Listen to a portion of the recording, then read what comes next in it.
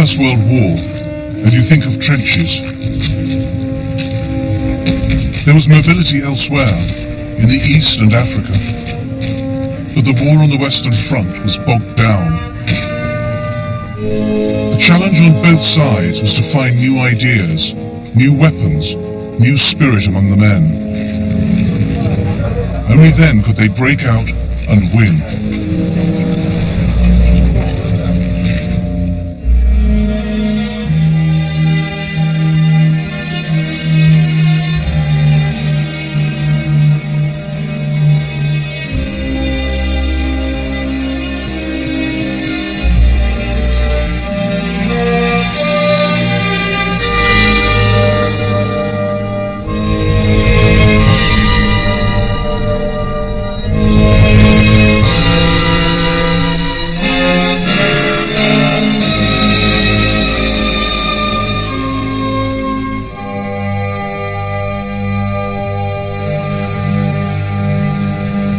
In September 1914, the Allies had stopped the German drive into France at the Marne. The Germans pulled back to high ground and dug in. The Allies followed suit.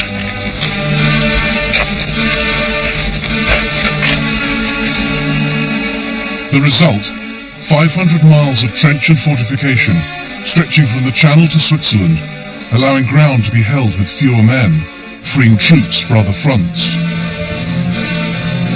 Breaking the deadlock meant taking the offensive, but it was much easier to defend trenches than attack them.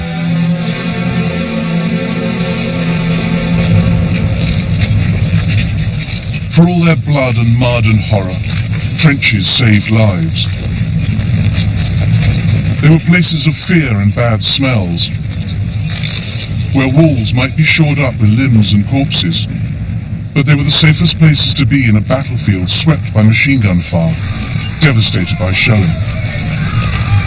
The greater danger came when you left them.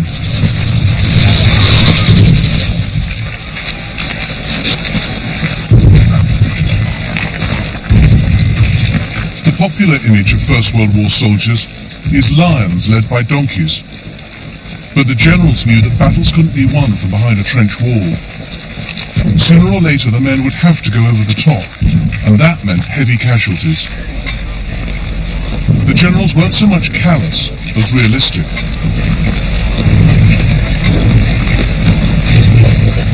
And there were more good generals than bad.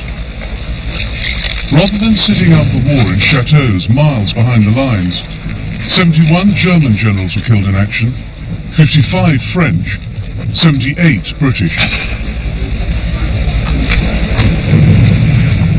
The general's response to the deadlock was to challenge it, to find dynamic ways to beat it.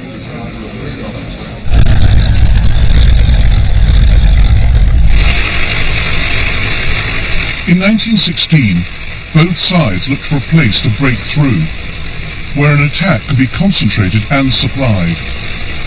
The Germans thought they'd found it at Verdun.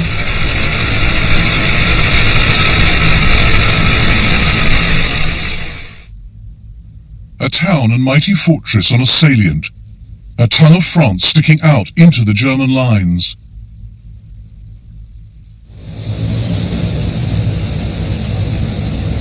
Verdun looked secure, with its huge walls, its giant circle of 19 forts, with their outer ring of defences.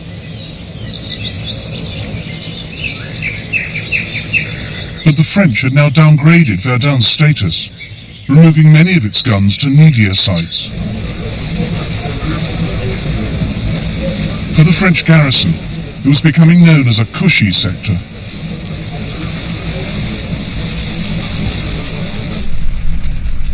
We have almost nothing to worry about.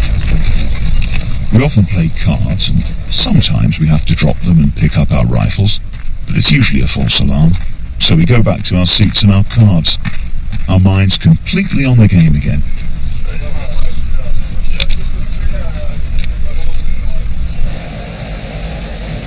But Parliamentary Deputy Émile Drian, now a frontline colonel, realised how vulnerable Verdun really was.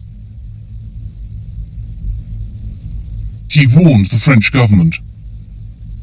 We are doing everything day and night to make our front line inviolable. But there is one thing about which we can do nothing. The shortage of hands. If our front line is broken by a massive attack, our second line won't hold. Lack of workers, and also barbed wire. But Drian was ignored. On Monday the 21st of February 1916, a clear, still winter's day, over 100,000 German soldiers drew breath and prepared to go over the top.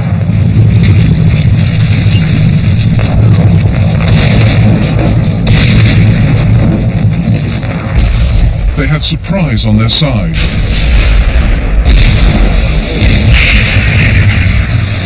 Above them, they had air superiority. No Allied planes had spotted their preparations.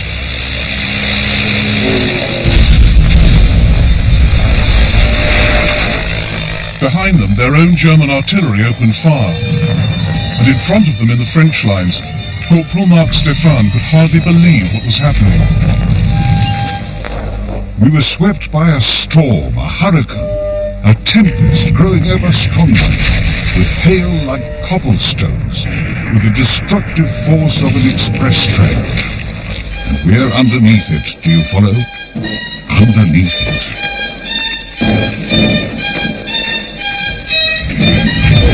The Germans fired 1 million shells that day. When a shell bursts a few meters away, there's a terrible jolt, and then an indescribable chaos of smoke, of earth, of stones, of branches, and too often, alas, of limbs, flesh, a rain of blood. By 3 o'clock in the afternoon, the section of the wood which we occupied and which, in the morning, was completely covered with bushes, looked like the timber yard of a sawmill. A little later, I had lost most of my men. The Germans were evolving new solutions to the problems of attack. They delegated command forward to the men at the sharp end, training them to advance in small groups, zigzagging and crouching, equipped with fearsome new weapons, light mortars, grenades and flamethrowers. They called these units stormtroopers.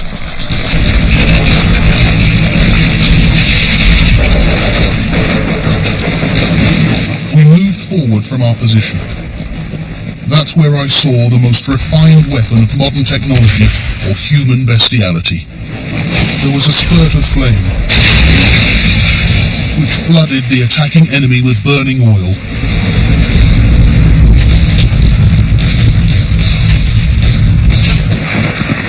Verdun was one of the defining battles of the 20th century. Among the attacking Germans was a young Lieutenant Paulus, who, as a general in the Second World War, would command the siege of Stalingrad.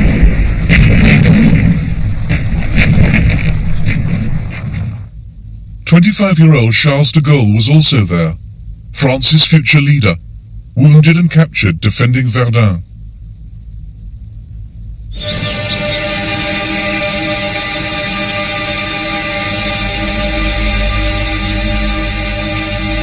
On the second day of the attack, at his headquarters, Colonel Drian received absolution from his chaplain and wrote a note to his wife. The hour is near. I feel very calm. In our wood, the front trenches will be taken in a few minutes. My poor battalion spared until now. He sent a message to his divisional commander. We shall hold out against the Boche, although their bombardment is infernal.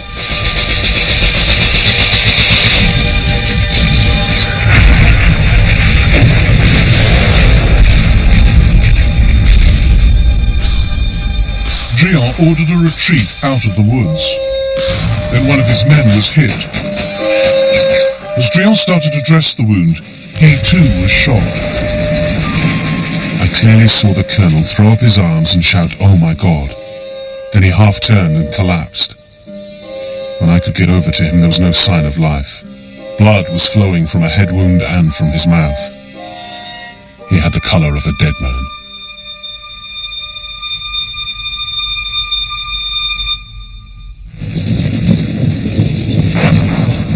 Three days later, the Germans captured Douaumont, Verdun's key fort.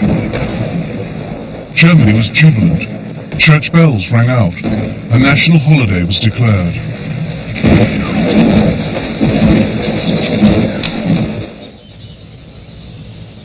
In France, Drion's heroic sacrifice helped spark the flame of national defiance. Verdun was to be held at any cost.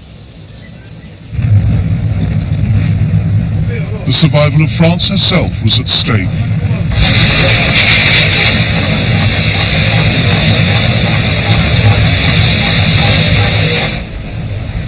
They shall not pass, declared General Philippe Pétain, Verdun's new commander.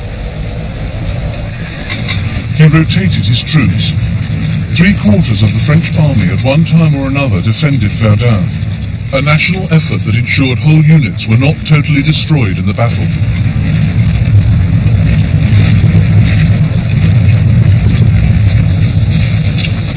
Pétain was genuinely concerned for the lives of his men. A quarter of a century later, he led his country into surrender and collaboration with Hitler, rather than repeat the bloodbath of Verdun.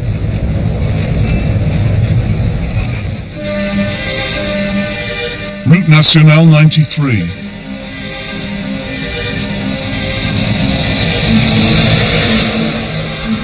An ordinary French road, but it saved its country's life.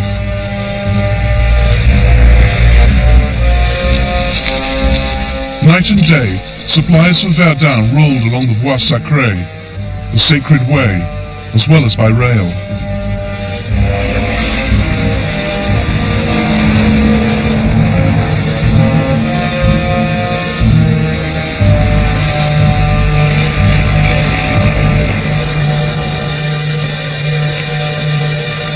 Events on another front also helped the French at Verdun. At the end of 1915, the Allies, Britain, France, Italy and Russia, had agreed a plan for 1916 to pull Germany in different directions. Now the deal paid off. The successful Russian offensive forced Germany to switch troops from France to the Eastern Front. From June, the initiative at Verdun passed to the French.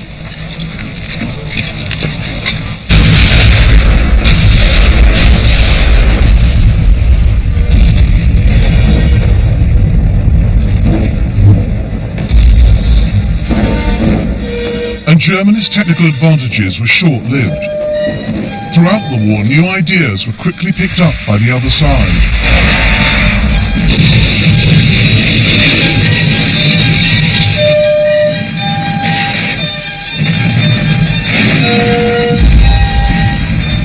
All our inventions seem to turn like evil spirits against us, like a monster destroying itself. Amid these terrible scenes of destruction, the idea of ever returning home seems indescribably glorious. Please look after yourself and our home, your soul and your body and all that is mine.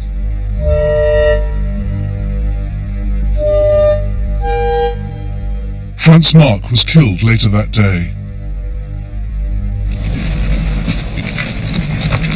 Finally, on the 24th of October 1916, the French recaptured Fort Douaumont.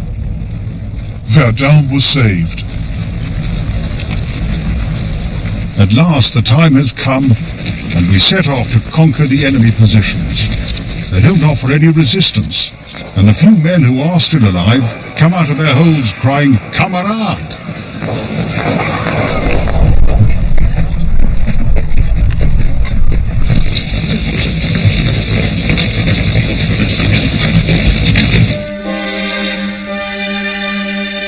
The battlefield of Verdun has a different atmosphere from any other I was ever on. Its horrors are also greater.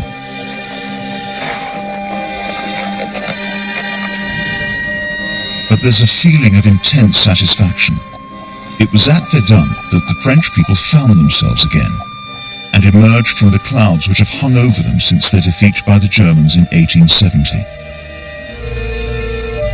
France had learned a string of lessons at Verdun about artillery, new weapons, logistics and manpower. But at a cost of over 1/3 casualties.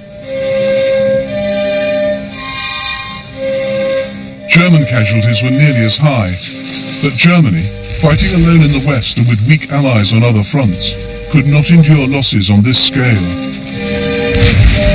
She would not launch another major offensive on the Western Front until 1918.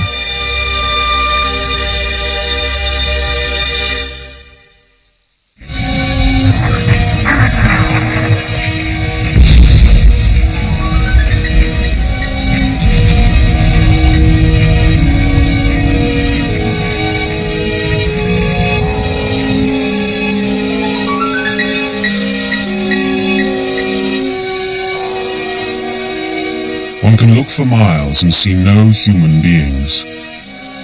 But in those miles of country lurk, it seems, thousands of men, planning against each other perpetually some new device of death.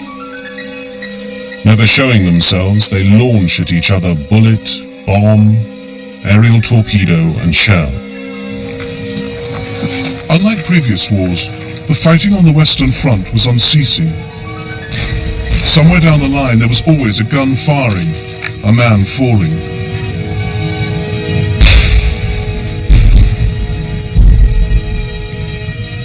But for the troops of both sides, life was not always unrelenting warfare.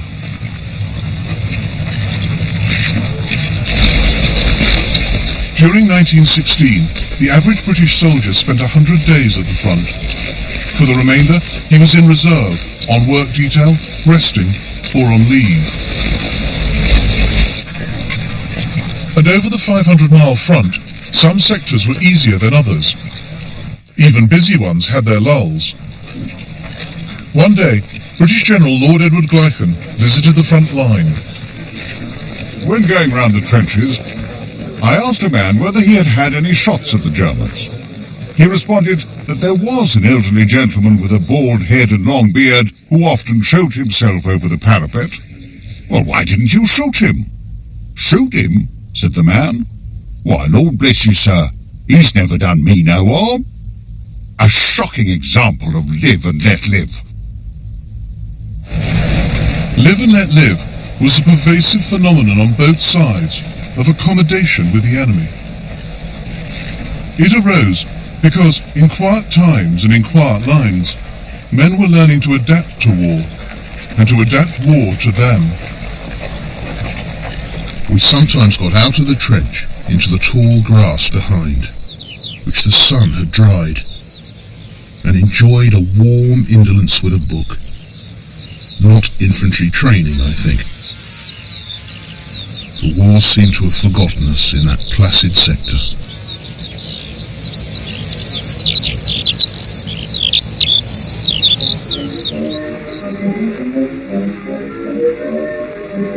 Quand les Gotha viennent sur Paris, puis à la cave me mettent à l'abri, je retrouve là, en pyjama, un tas de gens assis sur des pliants, le long du mur dans un angle obscur, puis dernièrement un couplet sonnant, de beaux vieux bourgeois, madame autrefois, criait appelait toi. Tiens-moi contre toi, tiens-moi contre moi, tiens-moi, tiens, dis mon Adrien, c'est tout ce que j'ai peur, un plus sur mon cœur, je vais mourir de ailleurs.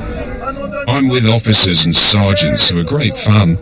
There's lots of schnapps and wine, and every day we get so drunk we forget whether we're at war or in Civvy Street. Ça leur suffit le lendemain, nos deux copains avaient pris le train, le cœur léger.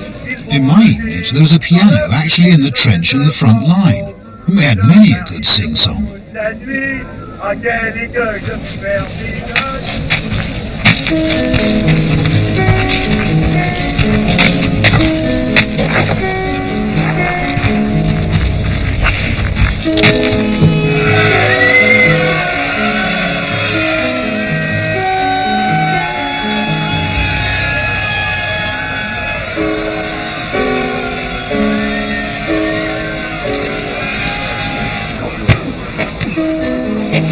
feel great. I have never lived so well, and probably never will again. I've just joined our sports club. This evening someone got a football. Now we can play football, racing, long jump. Chocolate is the prize, donated by our platoon commander.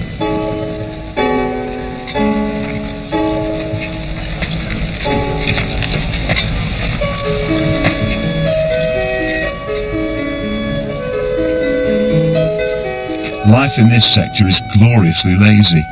Weather is perfect. The enemy most peaceful. And there's little to do but lie on one's back and smoke, or write imaginative letters back home. It would be child's play to shell the road behind the enemy's trenches, crowded as it was with ration wagons and water carts, into a blood-stained wilderness.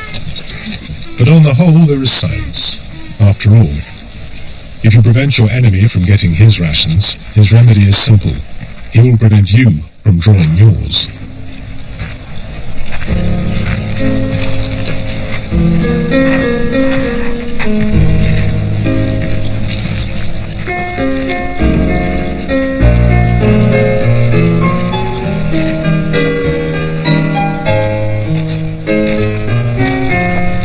We often see the smoke of the Germans' mealtime fires ascending in blue-grey spirals. It is only common courtesy not to interrupt each other's meals with intermittent missiles of hate.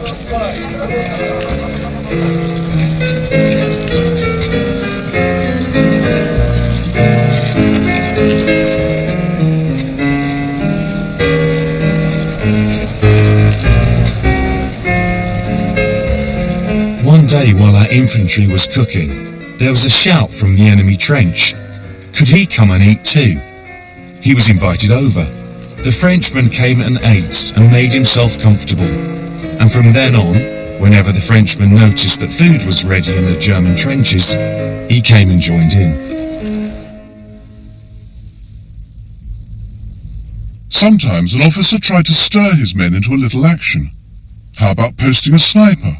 Or lobbing over a grenade? We received the following message tied to a stone from the German trenches opposite.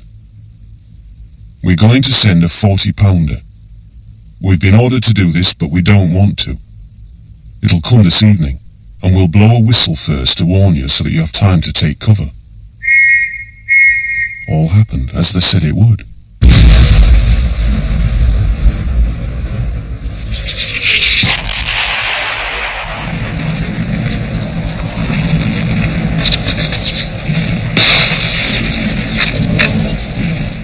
The sniper is a very necessary person. He serves to remind us that we are at war. Wherever a head or anything resembling a head shows itself, he fires. Were it not for his enthusiasm, both sides would be sitting upon their respective parapets, regarding each other with frank curiosity. And that would never do. British Directive, March 1916. With trench warfare, there is an insidious tendency to lapse into a passive and lethargic attitude, against which officers of all ranks have to be on their guard, and the fostering of the offensive spirit calls for incessant attention.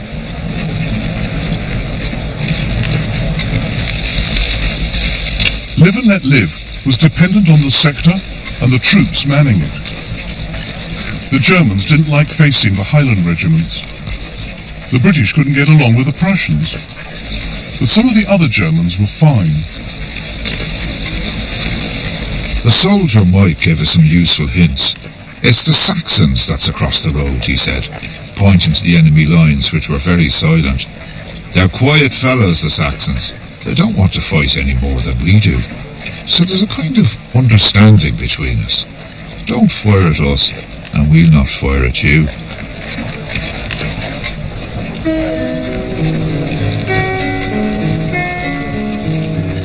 Live and let live did not occur where elite regiments were operating. They had their own ideas about getting at the enemy. Rare footage of a daylight raid by South African troops.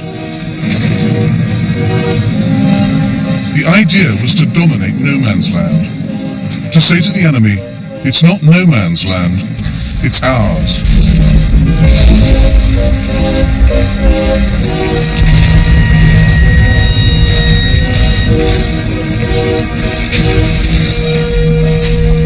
Raids broke up trench routines, brought intelligence from prisoners, encouraged aggression. This British High Command thought was the cure for live and let live.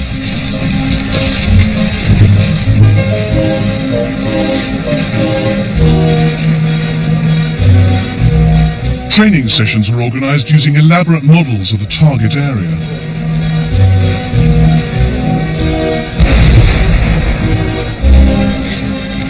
Raiding became compulsory for all regiments, and laggards were rooted out. Higher ranks appeared in our midst. Chief of all, the Brigadier General, followed by an almost equally menacing staff captain. What was my name? I had not been round the company's wire. Why not? I was to go. Reports of daring raids were duly submitted, but some at HQ, like Brigadier General Crozier, smelt a rat. It became increasingly difficult as time went on to obtain correct reports from officers' patrols. It was my habit to order samples of German wire to be cut and brought back. Thus one would know that the German line had been visited. At least one squad of reluctant raiders had an answer to that. They found a large coil of German barbed wire in no man's land and just snipped bits off, sending them in with bogus reports. That went on every night. And the old man never knew we had a coil of jerry wire on our side.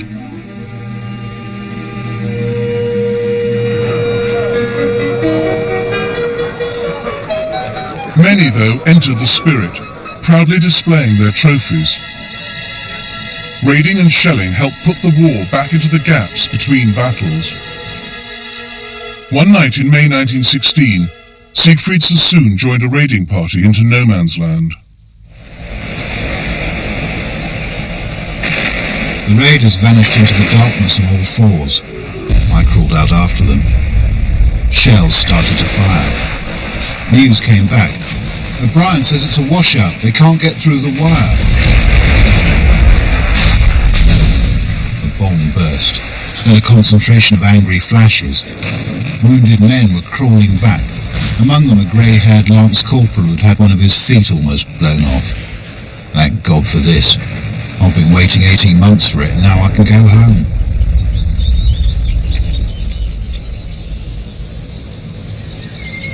Sassoon's raid was launched from these trenches.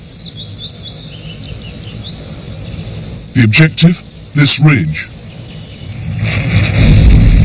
But it all went badly wrong. I went to look for O'Brien, groping my way along the edge of a crater. Bullets hit the water near me. There I discovered him. He moaned. He'd been hit several times. The stretcher bearer bent over him, then straightened. In a surprising gesture, he took off his helmet. O'Brien had been one of the best men in our company.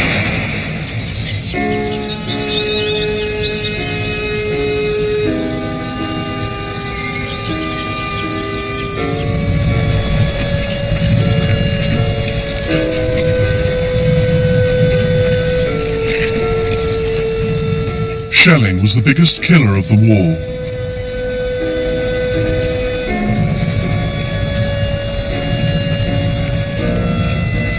Live and let live continued on and off, but the loss of comrades made it increasingly difficult to sustain.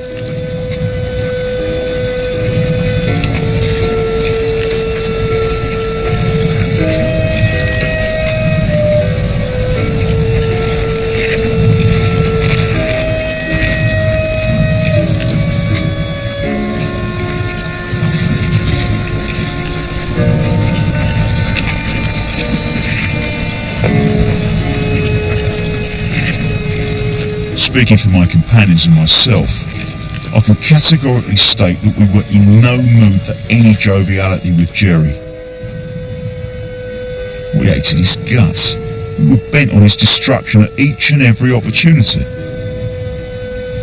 Our greatest wish was to be granted an enemy target worthy of our Vickers machine gun.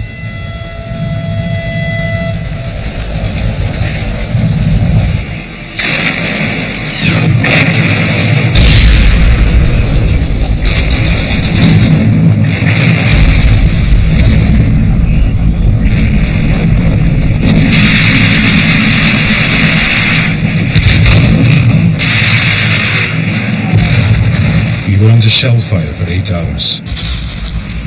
It was like a dream. Some of the men looked quite insane after the charge.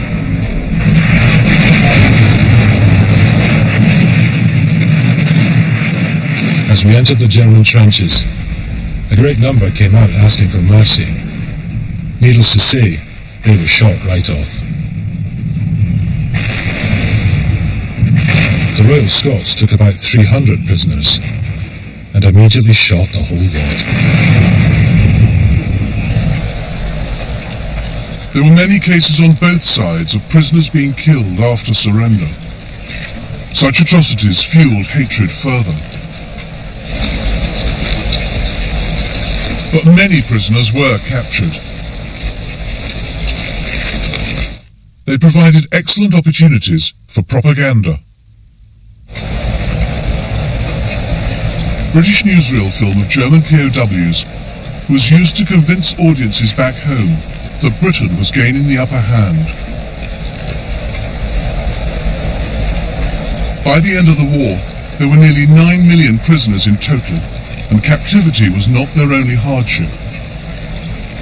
It's already been 2 years since you were here last, and Mother Nature needs to fulfill her urges again. As you can't come and see me, I'm forced to go looking elsewhere. Don't think I'm joking, I'm serious. I don't care what you think of me, but you can't expect me to waste my youth like this. After all, I'm not made of wood, and what a person needs, a person must get. Please don't be cross with me, will you? Your ever-loving Thelma. Your sweet children send you lots of love. Another German wife was careful to reassure her absent husband. We've got a real slut in our house who's always got someone new with her. That bitch isn't good enough for such a decent man. The poor thing fights at the front, while she swans off to the cinema and the pub with the other fellas back home. Dearest man, please don't think evil thoughts, because there are also good women who are faithful to their men. Letters from home were the soldier's lifeline.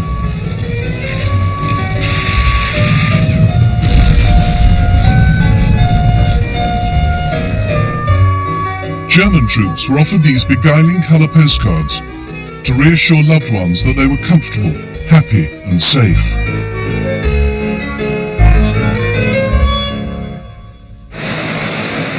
But news from the front was rarely so cosy. A German factory worker, learning that her husband had been killed, wrote to her boss to resign. My beloved husband worked here for years, and I did the same work with his tools, and I was proud that while he was fighting at the front, I could represent him here. It was not always pleasant in the factory, but my husband's letters gave me courage. And so, until his death, the job was sacrosanct to me. That's why I can't do it anymore.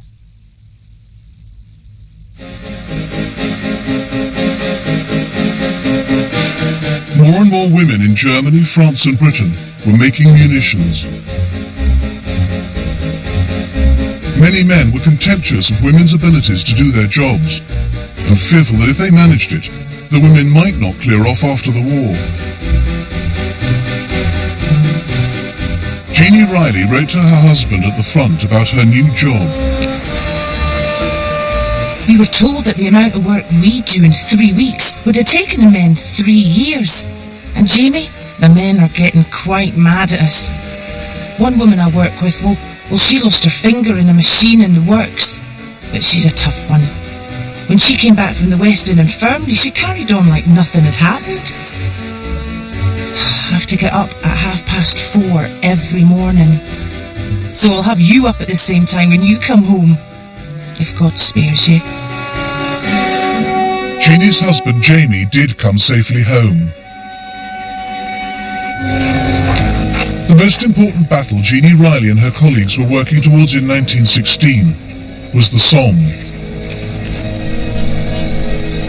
It's now a byword for wholesale suffering and slaughter, but its architect, General Sir Henry Rawlinson, conceived it as an offensive with limited objectives, more dependent on guns than manpower.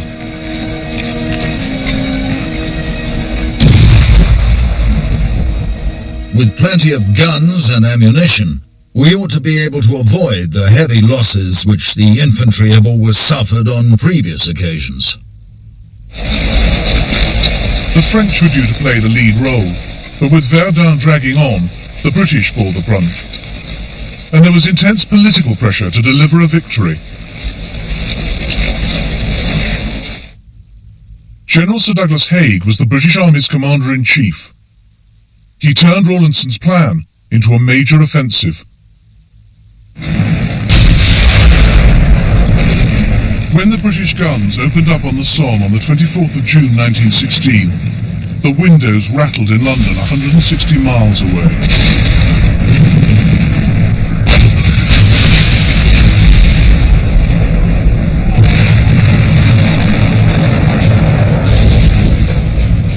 But after 7 days of bombardment, the British artillery had neither silenced the German guns nor destroyed their defences. A sergeant of the Tyneside Irish went over the top on the 1st of July, with lines of men on either side of him. I heard the patter-patter of machine guns in the distance. By the time I'd gone another 10 yards, there seemed to be only a few men left around me. By the time I'd gone another 20 yards, I seemed to be on my own. Then I was hit myself.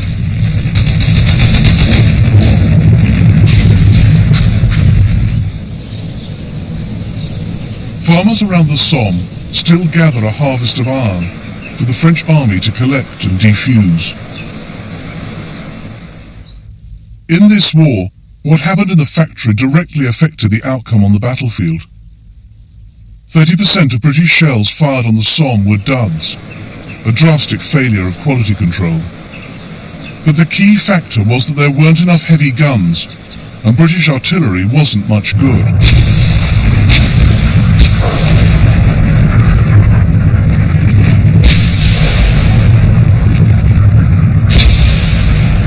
On that terrible first day, it became clear that the French knew what they were doing, and the British did not.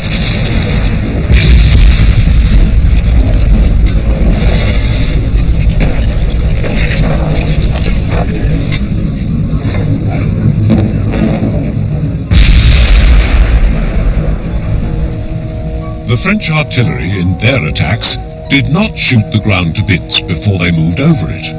A short, intense bombardment, followed by a rush of men, gave them the position clean and intact. We would shoot our ground into a quagmire and then send troops slowly forward over it and expect them to provide their own cover from the enemy's retaliation.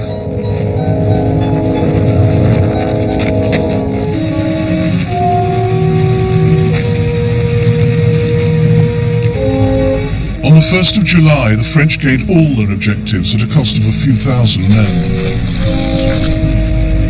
Britain achieved virtually nothing, with casualties of 57,470. It was the heaviest loss suffered in a single day by the British Army in its entire history. There had been a host of lessons for both sides since 1914, and the British became avid learners.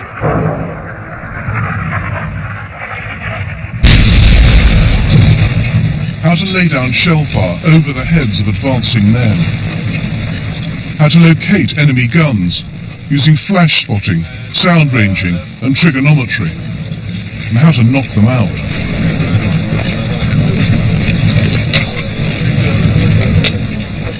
better shells, better fuses, better guns and better gunners. While the Germans came to rely more on skilled infantrymen, often acting on their own initiative, the British concentrated on fighting a technical war.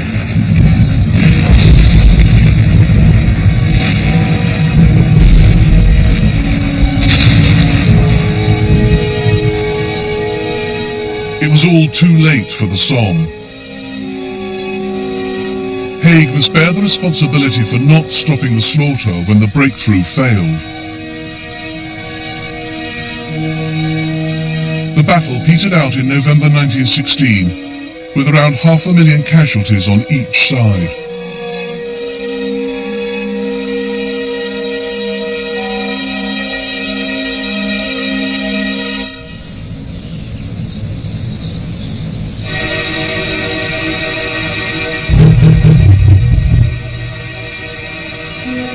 Cambrai in northern France. On the 20th of November 1917, the site of the first major use of tanks in the world.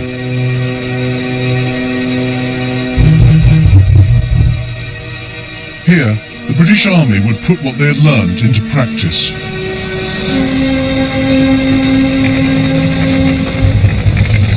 Britain's invention of the tank cracked a key First World War problem: how to combine firepower and movement.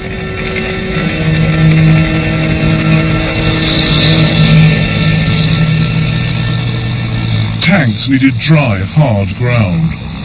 They got it at Cambrai. The attack was led by a general from the front. A lithe figure strode up, pipe aglow, ash stick under his arm. Unexpected, it was General Ellis. "I'm going over in this tank," he announced, tapping Hilda. I swung the door open, and he squeezed through inside.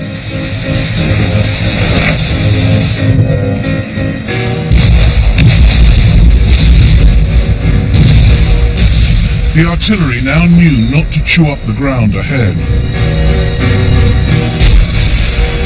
A short, sharp bombardment, and then over 300 tanks rolled into the first light. Just before 6:30 a.m. the barrage commenced, and we started off. Our first bump came fairly soon. We climbed a bank, crashed through a hedge, and came down heavily on the other side. We were thrown about like so many peanuts, and we had to clutch on to whatever we could.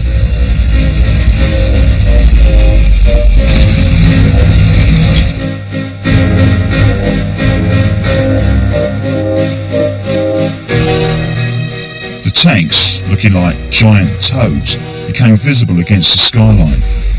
Some of the leading tanks carried huge bundles of tightly bound brushwood, which they dropped into the wide German trenches, then crossed over them. It was broad daylight as we crossed no man's land in the German front line. I saw very few wounded coming back, and a few German prisoners. The enemy wire had been dragged about like old curtains. The tanks appeared to have busted through. The tanks, still experimental, were part of one of the most sophisticated, innovative plans of the war. The aim was to break through the German lines with minimal loss of life.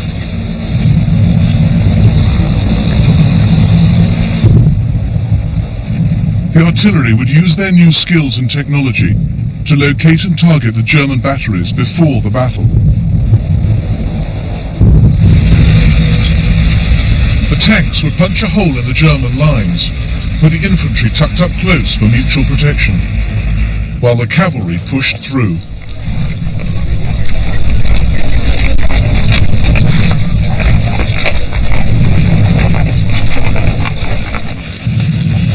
Secrecy was crucial. Screens were erected to hide movements. Telltale tracks were covered with mud.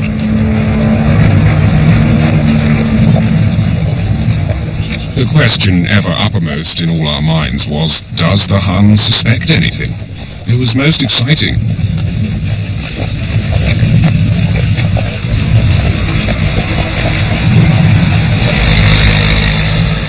About 9 a.m., retreating infantrymen gave us an account of swarms of tanks, so many that it was absolutely impossible to stop them. A little later, the tank monsters came creeping to the ridge south of the village. Not one of us had seen such a beast before.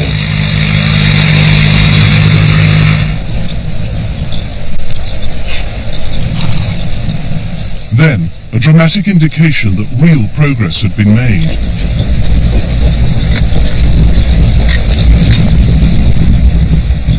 For the first time we saw the magnificent spectacle of our field artillery limbering up and going forward.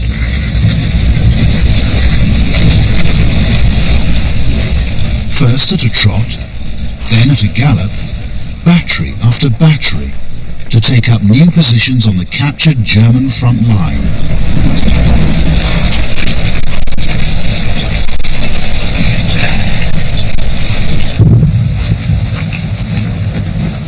The Germans were caught on the hop, then pushed back 5 miles, a greater Allied advance than anything achieved on the Somme or in Flanders.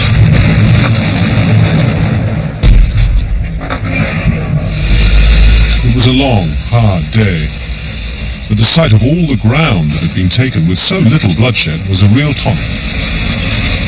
Troops seemed very pleased with our tanks, so pleased we had many drinks with them. It's astonishing how much whiskey the British Army carries into battle.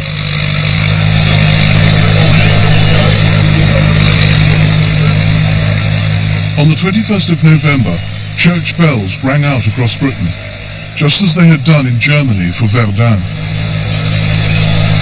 And again, the celebrations were a little hasty. The British had not achieved all their objectives. Some villages near Cambrai remained in German hands, including Flesquières. The Highlanders in this sector had been ordered to keep well away from the newfangled tanks, so they couldn't help them by knocking out machine gun nests and artillery. And lurking near Flesquières was one of the few German batteries trained against tanks. A tank emerged from the village. Distance, 275 meters. Fire! Damn! Too far. Fire! Very close. Aim a little to the right. Fire! Hit! A hit! Oh Lord. A column of fire was bursting out of the monster. 2 of our men ran to the tank, and when they returned, they described the half-burned bodies of the crew. Inside the tanks, the crews wrestled with the world's latest technology, under fire. Just at this critical moment, the autovac supplying petrol to the engine failed. The engine spluttered and stopped. We were now a stationary target. In the sudden silence, we could hear the thud of falling shells, and metal and earth striking the sides of the tank. The atmosphere in the tank was foul. With tense faces, the crew watched the imperturbable second driver as he coolly and methodically put the autovac right, ignoring all the proffered advice to give it a good hard knock.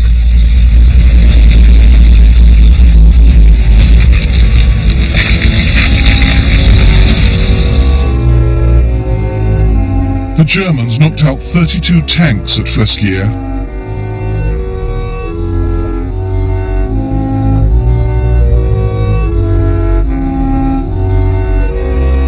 More were crippled by stormtroopers in the narrow streets of Fontaine, Notre Dame.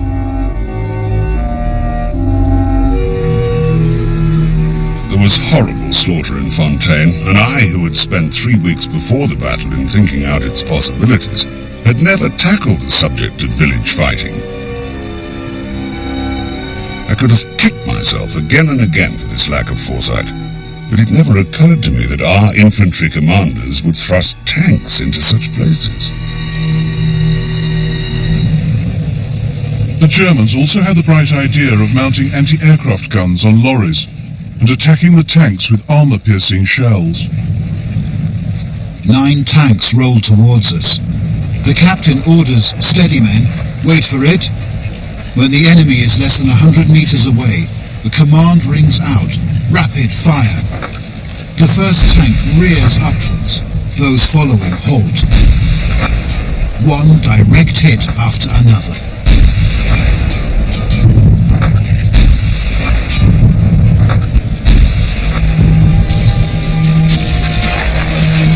Within a week, the Germans launched a massive counterattack, with stormtroopers supported by aircraft. Within 10 days, they'd recovered all their lost ground.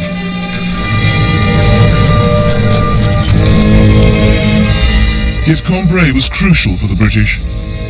They'd gained valuable experience with the tanks and cracked their artillery problems. Vital lessons were learned about teamwork on the battlefield. The big challenge for both sides now was how to consolidate the successful breakthrough.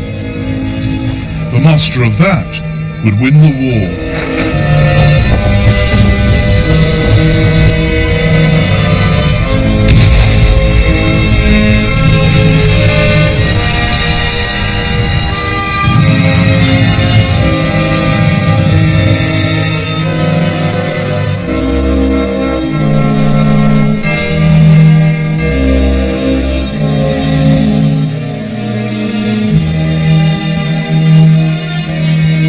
In the next episode of the First World War, British and German navies clash at Jutland, the Dark World as spies and saboteurs, and America is pushed into the war.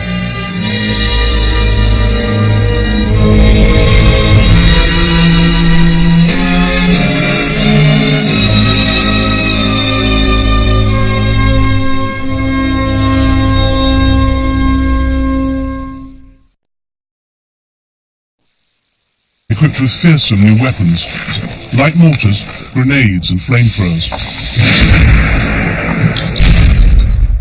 They called these units stormtroopers.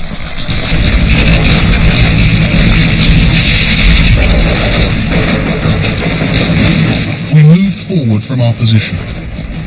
That's where I saw the most refined weapon of modern technology or human bestiality. There was a spurt of flame, which flooded the attacking enemy with burning oil.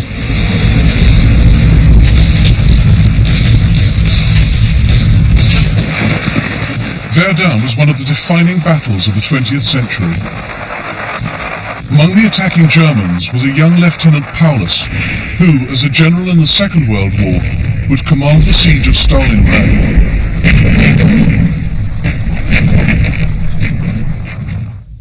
25-year-old Charles de Gaulle was also there, France's future leader, wounded and captured defending Verdun.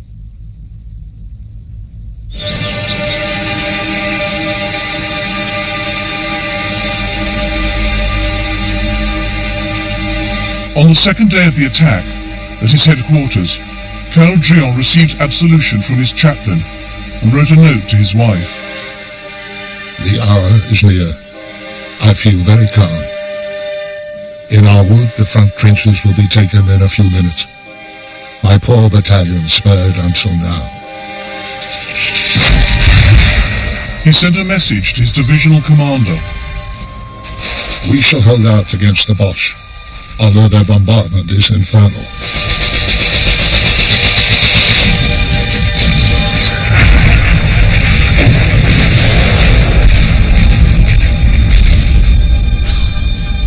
Drian and soldiers drew breath and prepared to go over the top.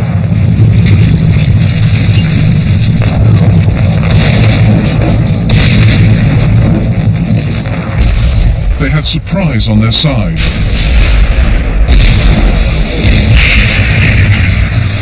Above them, they had air superiority. No Allied planes had spotted their preparations.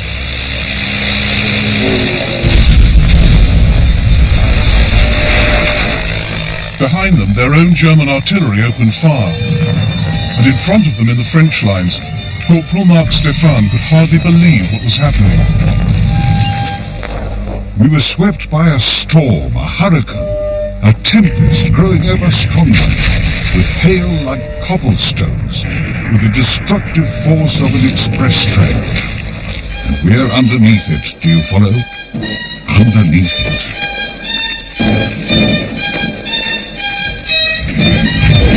The Germans fired 1 million shells that day. When a shell bursts a few meters away, there's a terrible jolt, and then an indescribable chaos of smoke, of earth, of stones, of branches, and too often, alas, of limbs, flesh, a rain of blood. By 3 o'clock in the afternoon, the section of the wood which we occupied and which, in the morning, was completely covered with bushes, looked like the timber yard of a sawmill. A little later, I had lost most of my men.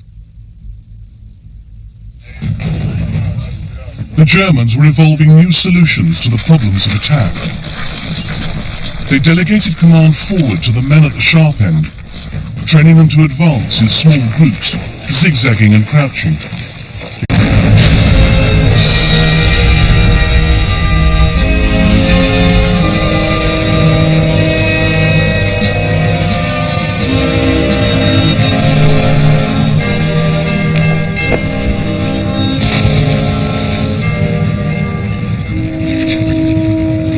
Think of the First World War, and you think of trenches. There was mobility elsewhere, in the East and Africa, but the war on the Western Front was bogged down. The challenge on both sides was to find new ideas, new weapons, new spirit among the men. Only then could they break out and win.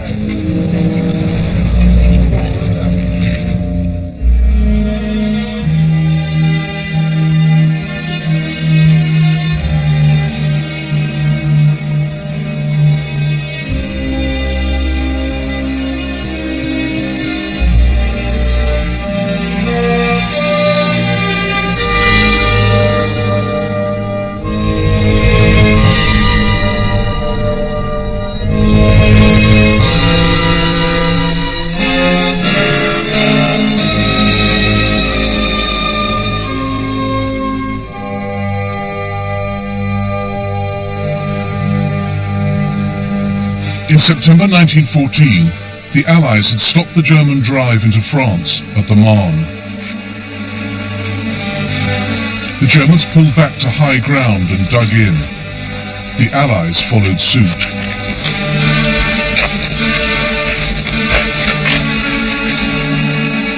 The result, 500 miles of trench and fortification, stretching from the Channel to Switzerland, allowing ground to be held with fewer men, freeing troops.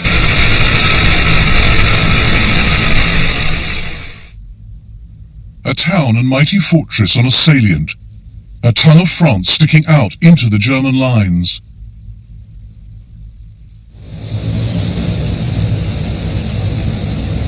Verdun looked secure, with its huge walls, its giant circle of 19 forts, with their outer ring of defences.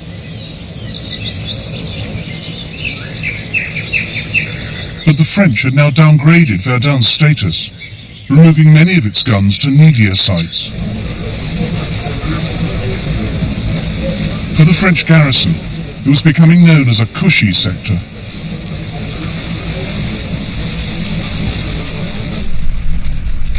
We have almost nothing to worry about. We often play cards, and sometimes we have to drop them and pick up our rifles, but it's usually a false alarm. So we go back to our seats and our cards, our minds completely on the game again.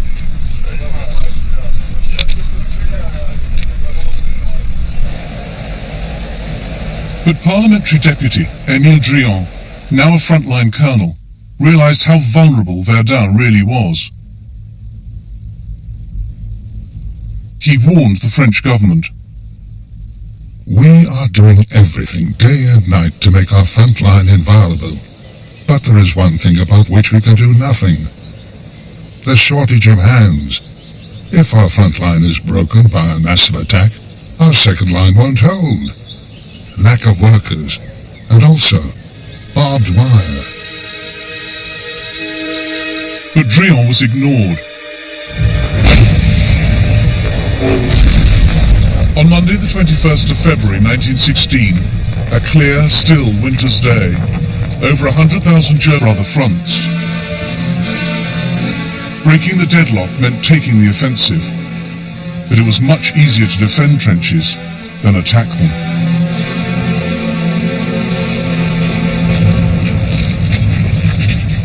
For all their blood and mud and horror, trenches saved lives.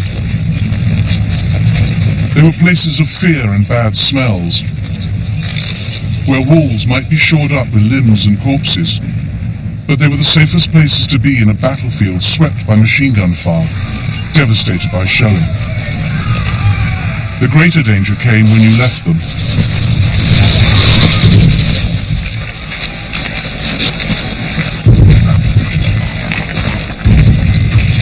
The popular image of First World War soldiers is lions led by donkeys, but the generals knew that battles couldn't be won from behind a trench wall. Sooner or later the men would have to go over the top, and that meant heavy casualties. The generals weren't so much callous as realistic.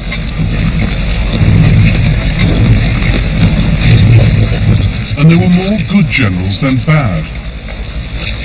Rather than sitting out the war in chateaus miles behind the lines, 71 German generals were killed in action, 55 French, 78 British. The general's response to the deadlock was to challenge it, to find dynamic ways to beat it.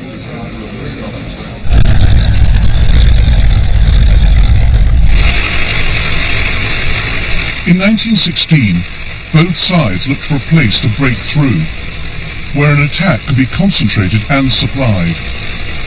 The Germans thought they'd found it at Verdun.